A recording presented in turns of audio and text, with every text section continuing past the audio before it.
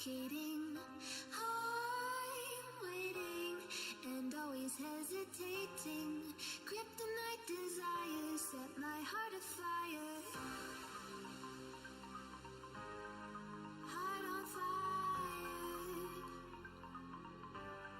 Set my heart afire.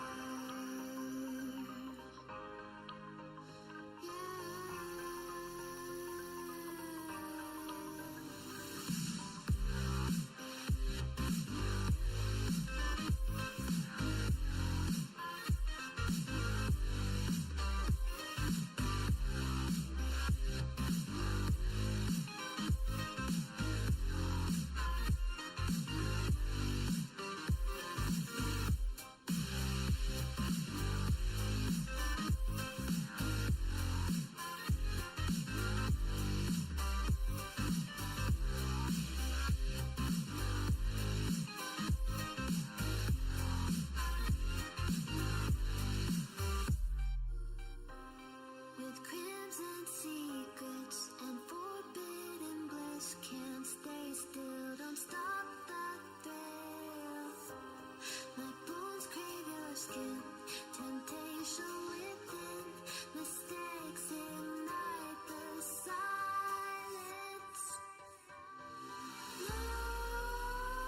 Nightmares creep while you and me repeat, this bittersweet heat is suffocating. I'm waiting and always hesitating. Kryptonite Check 1 2. set my heart afire. Heart on fire. It's like we had a week off.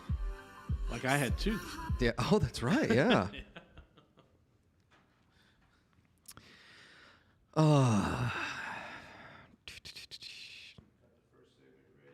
Okay. Welcome to the show. Jason Bible, Texas Real Estate Radio Network, here with my business partner, Robert Orfino. So, first casualty from the weather last week, Texas Power Company, and all they are is traders. They don't own an actual utility, right? They're just traders. Yes. They lost $250 million in 3 days. The company used to trade at like $600 a share. It is now down to $4. So if anybody wants to take a bet on that one and buy it, because they'll probably get bailed out. Something will happen. Yeah, they'll recover. But yeah, $250 million Wow. cash, baby. That's a liquidity crisis right there. Squeeze, yeah, because the suppliers that had it, the generators that have it were, and I would bet on them right now. What's their stock at? $4. I would buy it right now because you know who pays for that? Yeah, The consumer. yeah. Yeah. But the consumer's already getting the $10,000 electricity bills. So for those of you outside the state of Texas, let me explain what's going on here. So it got cold last week. A little bit. Got a little chilly. If someone can find the math, I'm willing to bet that was a 10 sigma event. You think? Because it was 3 storms back to back to back.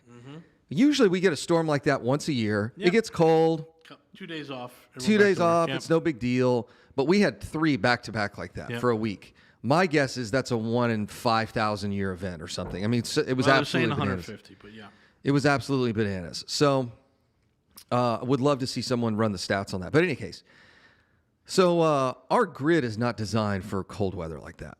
And I've seen a lot of, I'm just going to put it out there, a lot of idiots on Facebook talk about green power and energy and all this other stuff. And Well, this was all Biden's fault.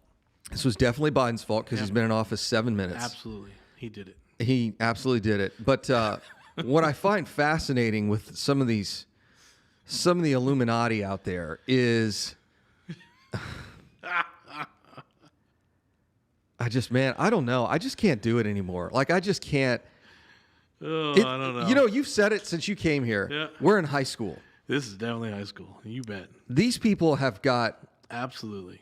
you know, I got after Curtis one time because I said, you know, critical thinking is a skill.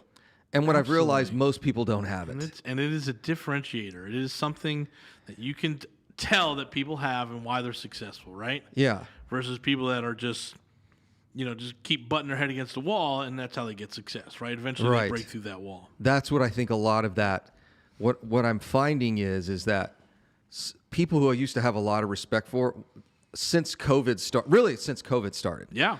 I got to see the other We'll side. be done in of a few weeks with that. Yeah. Remember that? That's We'll be right. done in a Yeah. few weeks, yeah. We're done in a few weeks, guys. No big deal. We'll be out. And I'm going to bring this back up just because it's one of the things we do is we analyze stuff, right? Right. Unfortunately, our numbers were right on the death counts a year ago. It's gonna be about 600,000. So, and everyone told us we were crazy. I'm like, no, I mean, this is what we do is we model stuff all day. So I just thought it was fascinating with all the commentary about green energy and this and that. And I'm like, no, dude, the plants failed. It wasn't green energy's fault.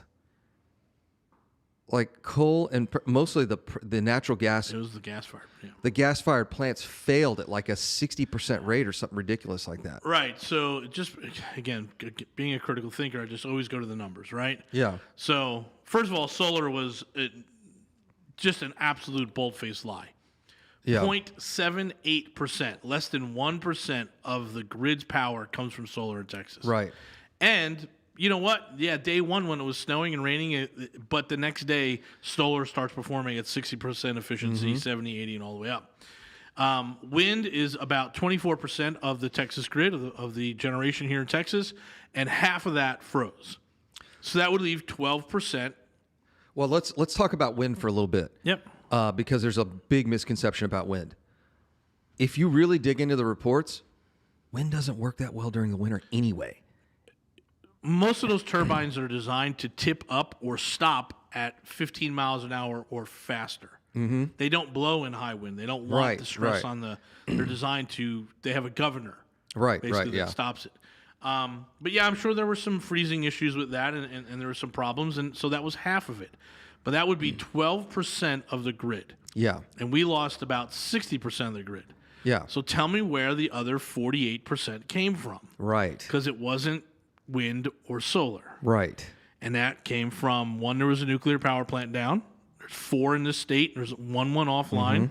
And the other one was the gas-fired turbines. It's really that simple. The gas completely shut down.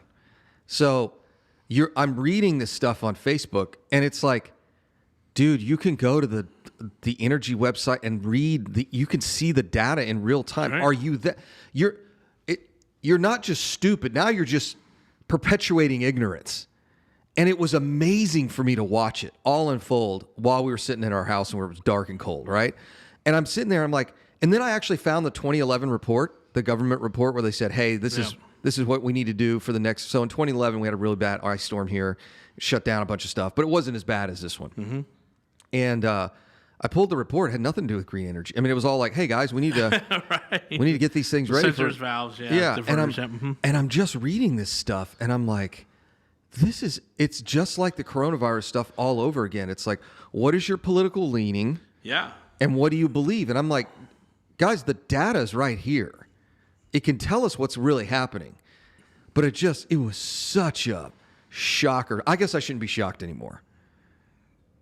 I'm just reading this stuff, and I'm just proud that as a Texan, we fought back on the Green New Deal and stopped it. Yeah, that was the other thing. Everyone canceled the Green New Deal. There's no Green New Deal, guys. Because that Green New Deal, that screwed everything up. Oh, my gosh. I'm like, what are you talking about? I don't understand. I don't get it. And then Tucker Carlson went off, and I'm like, Tucker, you're a really sharp guy. This is stupid. Yeah. Like, this is just borderline insanity. It is what it is. It's political commentary. Yeah. And then Elon is furious. So, you know what's going to happen? Here's what's going to happen. Unlike most people on Facebook that whine and complain on social media, Elon's just going to fix the problem. Yeah. So while everyone's rallying against the, alternative energy and all that other stuff, it's literally like, you know what? I almost made this analogy, and I should have put it on social media. Screaming and yelling about alternative energy is kind of like when we went from whale oil to like real oil. Yeah. Like, nothing's going to be better than that whale blubber. Right. And you're like, what do you... And now that's a stupid argument, right? Yeah. I'll never give up my horse and buggy. I'm never going to give up my horse and buggy because all I have to do is feed my horse. What's this gas station nonsense? Yeah. It's as ridiculous as that. Well, it is what it is, right? That's a conservative-based mindset, right? That is, again, I'm going to tell everyone here outside of Texas, I have the amount of folks that are racist that I have met are so small. Oh, yeah. Xenophobic? Oh, There's yes. a lot. Yeah. You're from where? Where? Ooh. You talk fast. But Even in Houston. Oh, you're not inside the loop? yeah, that type of thing, right? So overall, this state is about a meritocracy. We love and appreciate people that succeed, but man, we don't like outsiders. No, absolutely not. You got to be here for a couple of years. You have to know how to navigate HEB. Right. I think that's kind of the when they're like, "Oh yeah, you're from Texas," even though you got a funny accent. We got about 30 seconds, but you remember the story about the banker down in the Corpus area. Yeah. And originally I thought it was because, I got a little melatonin in my skin, right? I got a little darkness to me, and she thought maybe I wasn't there. It was just, I was just talking way too fast. You're Where from are Jersey. You from? What is this dude doing in my office on Friday at 4? Right, trying to get me to give him loans. What is this about, right? So, yeah, we've gone through it here, and I just think that there is a slow to accept change is what conservatism is really about. I mean, that's the bottom line. I want my whale blubber back. Whale blubber would not have failed. No, because you could store it in just big chunks of whale fat. That's right. All right, guys, this is Robert and Jason. This is the Texas Real Estate Radio Network. We'll be back. That should be the next thing. Bring back whale blubber. Bring back whale blubber, store it. I'll have to, but of course I'll have to have a refrigeration unit for. That's right. Yeah, yeah, because it'll get rancid. So I want my whale blubber back. Rancid oil. That was a problem. Yeah.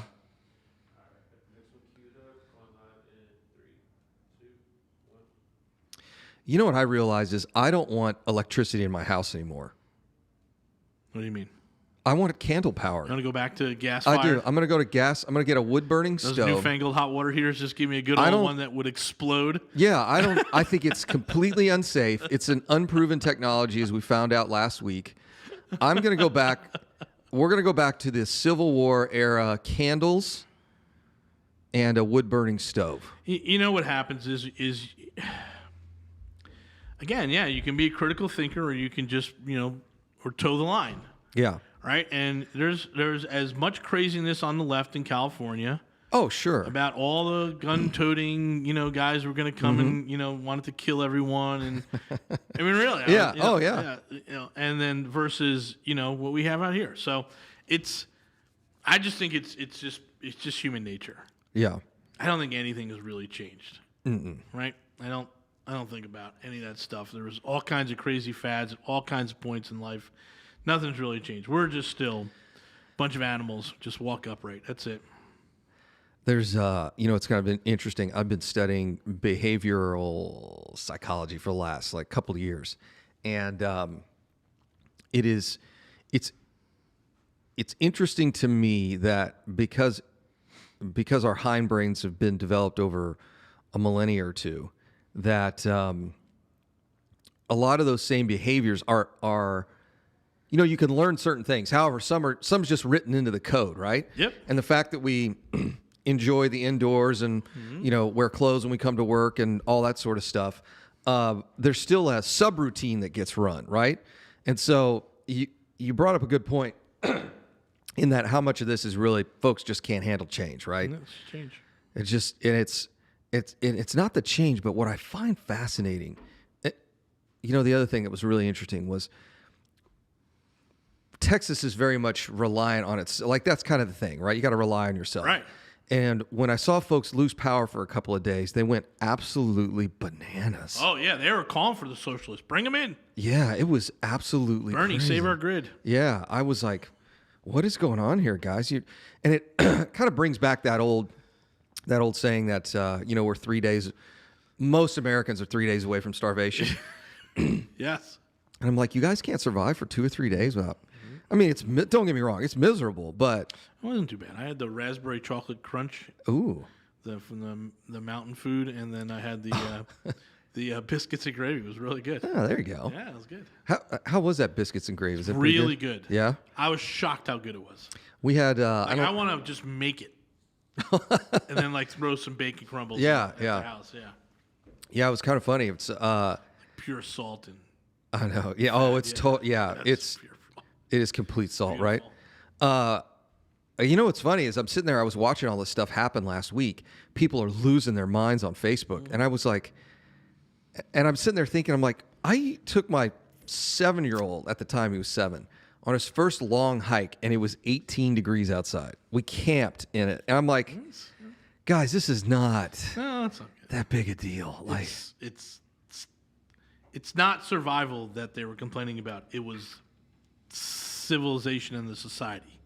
Oh, that's right. Yeah, because the whole world's coming apart. Losing the society, not necessarily survival, right? Yeah, it's it kind of goes back to the, everyone's talking about the social fabric and things are worse now than ever before. I'm like, not really. Every generation has been the worst. Yeah. Every generation has been the worst, and every generation hates the younger generation. Yeah. Over and over and over. Forever. Yeah. None of this. And you're going to go back and look back on this time and go, man, that was really great. But now it's not so great. It was so good back in the 2020s. We had to go 3 days without heat. My gosh. Well,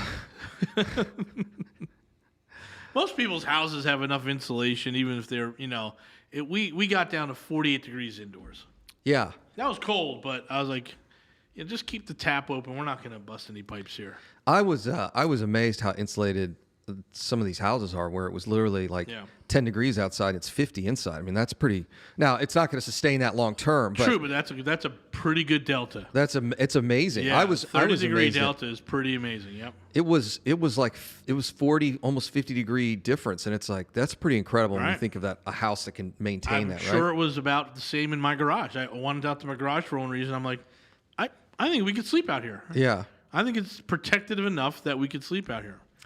So anyway, sunnier days are ahead. Yeah, it's all it good. was 70 degrees. Back. It was 70 degrees yesterday. I was on the bike. But I'm going to tell you, like I watched the Texas something, the state of Texas political talk. It was, I forget which NBC Sunday morning show. It was interesting. But they were like, hey, should we attach to the grid? And I'm like, absolutely not. Mm-hmm. No. We don't want to do that, right? Mm-hmm. Now, do we need to upgrade our grid? Yes. Sure. Yes, absolutely. You can do battery storage in such a way that you don't have to worry about losing it in the cold. You can do earth-mount battery storage. There's so much you can do here that, one of the things we're really proud of in this state is telling people how low taxes are, but of course they're really not.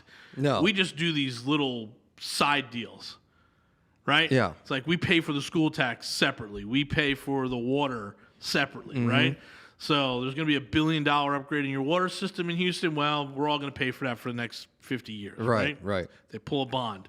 Well, they should pull a bond for the grid. Yeah. They should, and they should really do some really take us into the next 100 years. Well, but do not connect to the rest of the country. Yeah, we don't need to connect the rest of the country. It really made me, our mastermind, it was so active, right? Yeah, because nobody was doing anything. So we're all just texting back and forth. And one of our guys, I always had a plan in my house and your house too to put a backup generator in. Oh, we're going there.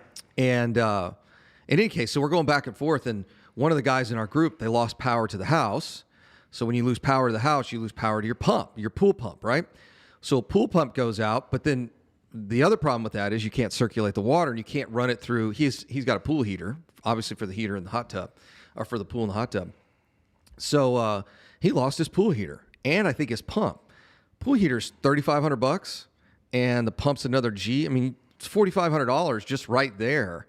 So it makes the math really easy to say, man, I could put the generator in, and if this happens every 5 or 6 years, it pays for itself. But as you guys know, here in Houston, we literally lose power once or twice a year. This is not new. I'm going to say more than that. I think there are. You're right. Once or twice a year, there's a 12-plus hour event. Right. But dozen times a year, there's a 1 to 4 hour event. Yeah, something weird happens. There's a storm. A transformer blows to pieces. So we're going to get the Generix guy in here. We're going to get him on the radio. Yeah. We're going to get all the people in the mastermind set up.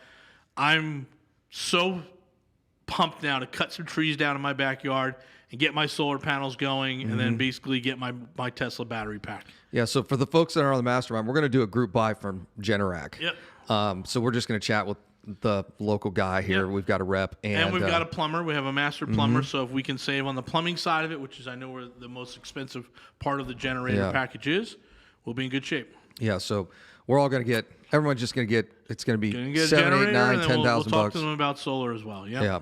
So we're going to do that in our group because having your own home, I do feel for folks that like, I was seeing it on Facebook where the water broke and it flooded the house and it's awful. It's just like, well, I put out an email, right as the storm started. I said, right after the storm started, I said, this is going to be more devastating than Hurricane Harvey is. It was bad. It's pretty bad. So we still have some crews out there. If you guys need some help, text us at 281-401-9008, 281-401-9008.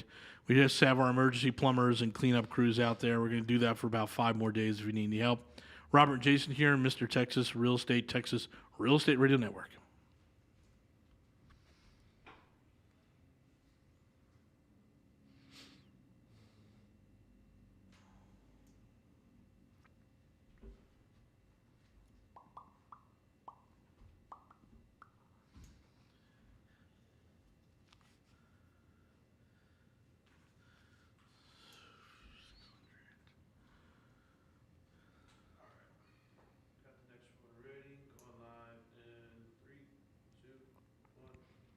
welcome back, Texas Real Estate Radio Network. So I think this will be, I was chatting with my architect today, and he's like, I can't even get an insurance adjuster out here until next Sunday. I'm like, this will be as bad as Hurricane Harvey is. Because granted, the streets didn't flood, but a lot of folks' houses did. I think we're at, how many active leaks did you say we had? 30 something? We had about 20 units down. We have 30, everything we have about 30. A third is under construction, was vacant, so it wasn't. Yeah, or no we're big doing deal. a turn on it. That sucked. One of them we got a lot of damage.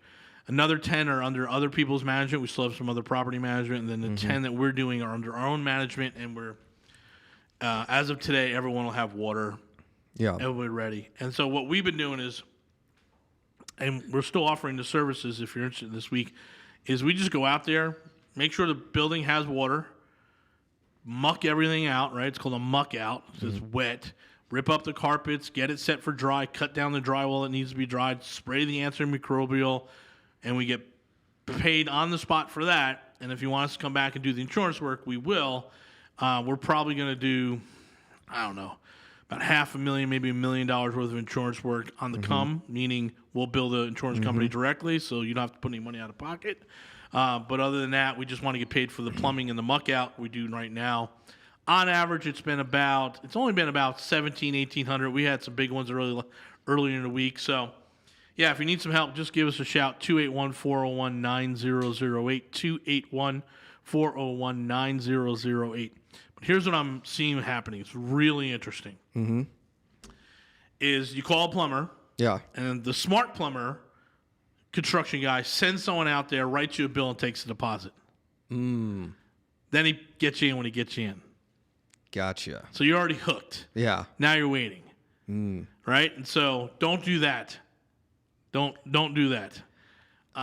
Then the other people are just indecision. I'm calling all these guys who are like, we can be there in 2 hours. Do you want us or not? Well, I'm going to wait till the end of the week. Okay. We'll be done by the end of the week. Yeah, we're off. We literally took everybody off all of our projects. Yeah. So we could help folks recover, and now it's like, well, I'll give you a call in a week. No, in a week we're going to be back to our work. We're going to be back to rehabbing our property. So it's like we don't. So I think what happens is, people have been through Harvey, so they kind of understand how long this process is going to. Maybe they're not so quick to rush into it. Some people just don't want to make a decision. It gets worse the longer you wait. Yes. Right? Because now it's 70 degrees today. Now we're going to have, little black specks popping up all over the house. Start to get a little mildewy. Yeah, so then mildew turns to mold, and mold turns to, non-livable conditions. Yeah. And so, yeah, you got to deal with it ASAP.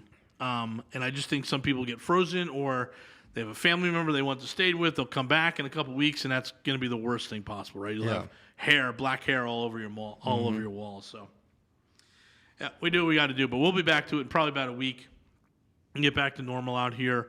I think we'll file some insurance claims for the bigger stuff.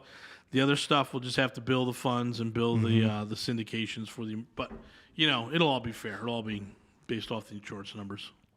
I was just surprised how quick we turn it around because I'm reading horror stories on Facebook. No, we're good. Yeah, we got people living everywhere that need to be living there. Right, none of our tenants are going to be homeless. Yeah, everything's back on now. That we may be,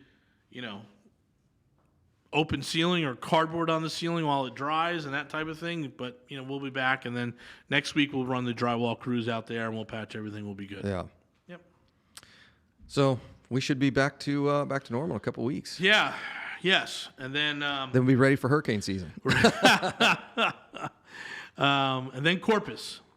So we're trying to buy 2 more today. Oh, we are? Airbnb condo. Oh, yeah. And a little 234. Oh, interesting. So I've got somebody in our mastermind sent over a deal to me, a triplex, and they said, "Hey, they gave the text number, so I'm not sure where that's coming in at." But I said, "Okay, great." So deals are coming in. Yeah, we're gonna see just like Hurricane Harvey, where these neighborhoods are gonna go in and say, "I got my insurance check. I'm really not interested in fixing the house. I'm moving to Hill Country. See you guys later." Some of it. Yeah, you'll definitely see some of that. Yep. So there'll be some buying opportunities. They'll be gone in a couple of months. Yep. This isn't like, I keep reading some really ridiculous stuff online about how the market's going to crash and the world's going to end and, get ready for all these forbearances. And now Houston froze over, so there's going to be all these deals. I'm like, dude, they're going to be on the market and gone in minutes. There's not going to be a shadow inventory from the ice storm. No, minutes, man. Minutes. Yep. So we're good with that. So we got a big week coming up. Got our first live event here at the building. Ooh. Thursday night, it's a mastermind preview. Thursday night. We're also going to have some of our mastermind folks hang out in our office and have a little mixer up there. So we'll do some whiskey and we'll do some other things over there. You go. And then this weekend we have the mastermind. Full Friday, Saturday deal. We got a lot of good. Actually, so timely is on Saturday we have the insurance expert coming in to break down why your stuff didn't get covered. Make sure you hit me on that. You're going to have to beep that one out. Why your stuff didn't get covered. Ah, there we go. Right, because you're an investor, and what it really means on a vacant policy, and what does this mean? Like all that stuff that you didn't ask about and now are thinking, and we got one guy in our mastermind, he's got probably 50 plus. Was he covered or was he not covered? That's going to be really interesting. So we were running the numbers, and your loss ratio on this thing looks like it was running somewhere between 15 and 20%, meaning 15 to 20% of your properties were impacted. Yeah. However, if you have more properties that were built in 1990 or older, it was much higher. Well, the culprit was actually copper. Yes. We had a lot of that PVC breaks, but that's just going into the house. But it was copper. Yeah, the copper lines. Copper was the culprit. Yeah, they all popped and splintered everywhere. What really was the culprit was people didn't run their tap, didn't open up the taps to run the water and shut the water off in the house. It was people just weren't prepared or weren't listening. Yeah. Right? So that's a big, big thing. Note that for us. We've had 16 tenants who just did the wrong thing. Yeah. It's like, I got it. It's really cold, but if you just keep the water on, I pay for the water anyway, so what are you worried about, right? What do you care? Yeah. Turn the water on and just, you shut it off and let it drip. Not a lot of people did that. And the ones that most of our portfolio that fared well has already got PECs in it. Had PECs, yeah. So the PEC stood up like a champ, and then we had our crews go out and hit, the 40 other job sites, shut them all off, shut the water off, open the taps. And in that scenario, you get that 1-inch PVC line blowout. Poof, yeah. It explodes, right? So we've got probably 4 of those to fix, but those are hour fix, and we're back to normal. Yeah, it's down at the beach was a bloodbath. Yeah. Yeah, you've got a 15-foot long PVC pipe that runs water into the house. Like, you couldn't put enough insulation on that stupid thing. So we lost all the inlet into the beach house. My favorite one is I walk up, and it's my favorite house out there, and it blew, like the entire line blew apart, and the filter. I mean, it was just plastic exploded parts all over the place. All right, guys. Hey, as normal, if you guys want to reach out to us, text us at 281-401-9008. If you still have someone who's has water damage in her house and needs to get some repairs, we're still doing this for the next few days. Love to help you guys out. If you want to know about the Mastermind, we got a big weekend. We got a Thursday event here. It's on Eventbrite, so go look for that Mastermind preview. And then if you're interested in talking about the Mastermind, again, give us a text, 281-401-9008. This is Robert and Jason. This is the Texas Real Estate Radio Network. Thanks for joining us. Is that all 4 segments? One more. Oh, okay. Got a comment. It says, hi, what are your thoughts on Michael Berry's hyperinflation warning? If that occurs, how would that affect real estate? Oh, we'll talk a little bit about that. It already happened. Yeah. Yeah. Yeah, it's oh, you're talking about Michael Burry. I thought you said Michael Berry. I'm like, what is Michael Berry talking about inflation? I've seen it from myself. No, I see it. Yeah. Yeah. Mm-hmm. I've been looking into getting a house, and it's just the houses are popping up, gone. Gone. Yeah. All right, fire it back up. All right, go live in 3, 2, 1. Yeah, we just got a question about hyperinflation. And I'm like, yeah, it's already, It's here. it's here. It started in 09. Yeah, we've had it for the last decade. If you really look at the last 2 decades, healthcare is up 60%, education costs are up 60%, housing's up 45, 50%. It's here. Yeah. The question is, it's in the stock market. It's in everything that's got real value to it. I mean, Bitcoin cracked like 60, what is it, 50K, 60K? I mean, so there's so much money out there, it's got to go somewhere. And a lot of that money's ending up in real estate, Yep. which is where it's always ended up at, right? So, yeah, it's here. And, Michael Burry came out. He's the guy, if you're familiar with The Big Short. Mm-hmm. He's the doctor in The Big Short. Yep. Runs a fund. In fact, he called GameStop 18 months ago. Now, that whole craziness that went on with GameStop, he couldn't predict that. But he was long on GameStop. Yep. Made $1 gazillion here in the last couple of months. So He's also short Tesla he is short Tesla. Yeah. in a big way. So it's interesting to me when we start talking about inflation at the same time we talk about people's returns. Yes. And we're going to do a whole show on some conversations you and I have had. The syndication failures out there. The syndications are not ours, but we're getting a lot of investors who invest in a bunch of other people's. We're having real conversations. We're trying to figure out. It's like, hey, man, here's the gist of it. And it was an enlightening moment for me last week. And we talked about it, like why these family offices are like, we're not doing anything that doesn't have a 15% number, right? Yeah. And same thing with a lot of these investors. They're like, hey, man, I need, 15 to 20%. And my conversation was, well, how do you realistically do that? Yeah. I said, you have to really go deep. And I know the stuff that you're investing in, these are not deep buys.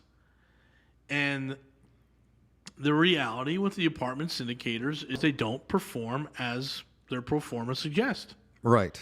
And I had one conversation. He's like, I'm in with this guy who's all over Facebook, and he's with Grant Cardone. I'm in with this guy. He's in with Grant Cardone. I'm in with Grant Cardone. None of this stuff is performing the way I expected it. I'm like, oh, that's why when we talk to a family office and he's like 15% boys, we're like, we can't do that. We can do 8% all day long. It's because he needs 15, he needs 20% because most of the stuff doesn't return. Yeah, the conversations that we've had with some investors, there's some very famous, how can I put this, syndicators here in town, actually in the state. Yep, in the country. And they're like, no, I'm in on half a dozen of these guys. And where they promise 15, 20%, I'm not even getting half of that. Right. And that was kind of an aha moment for you and I, where we're like, oh, this is why they ask for 20, because they know they're really going to get 6 or 8, yeah, or 8. So if we tell them, hey man, we can do 8, 9% all day long, they're like, whoa, well they just immediately cut the number in half. They think we're going to get them 4. Yeah, and it's like, no, we're actually honest about what we're doing. Right, because we do preferred now, right? That's really the return of choice for most of our investors. Yeah, meaning we pay you before we get paid. that's right. Which is not the case with everyone else. No. And of course, we don't take a gazillion dollars in fees either. No, If you there's guys, no 8, 7, 9% fees just on the beginning. I think our the fund we're developing now has got 3.5% to start. yeah, And an annual 4.5%. yeah, it's pretty inexpensive. Yeah. The funds that they do have, you do have to have people to run them, right? Like that's the funny Yes. thing. It's like, well, yeah, I'd love to do these no fun, no fee. I'm like, well, we've got to hire an accountant. We Right. got to get the books and all that other lawyers, stuff. You gotta, yep. Mm-hmm. So, yeah, it was really interesting having that conversation and realizing, you're asking 15 or 20% because you rarely hit that. Right. I'm like, now that makes Shocking. sense. Yeah. Shocking. I'm like, well, wait a minute. I see this stuff all the time. They're like, yeah, they're not performing. You saw the stuff that says, IRR 23%. I don't see anywhere close to that. I'm barely getting my number. Yeah. I'm like, got it. Now, I know how that happens. I mean, I've had a bad one too, right? And, you work like heck to get everyone back to square one. But we don't advertise on that, right? We tell Right. the truth. We say, hey, this is the thing.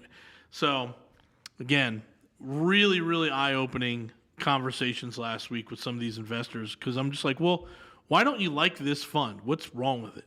Mm-hmm. And you're like, well, you're only projecting 12%. I'm like, yes. Yeah. He's like, well, then I'm really probably only going to get, 6 to 7? I'm like, no, you're going to get your 12. You're going to get 12, dude. They're like, oh, well, that's the problem. And he went into this whole thing. Again, all the big names that he's invested with. I'm like, wow, really? He's like, yeah, they're just underperforming. I'm like, I get it. And I know why they underperform. We're dealing with the struggles now. We just set it up in such a way that it's preferred, meaning you get paid before we get paid. Yeah. Right? And so instead of operating it, getting paid, dealing with the shortfalls, and then paying your investors, it's just the other way around, right? I just find it fascinating because we know all the names, right? And you sit there and you see it on social media. It's like, boy, you guys got some nice cars. Yeah. You're taking some nice vacations and Private jets, all this other all stuff. that nonsense, I get it, and you can't even wrapping another truck and all this other stuff. It's like Get it. you're promising your investors 15, 20%. You can't get them 6. Right. And here you are gallivanting around the countryside. Right.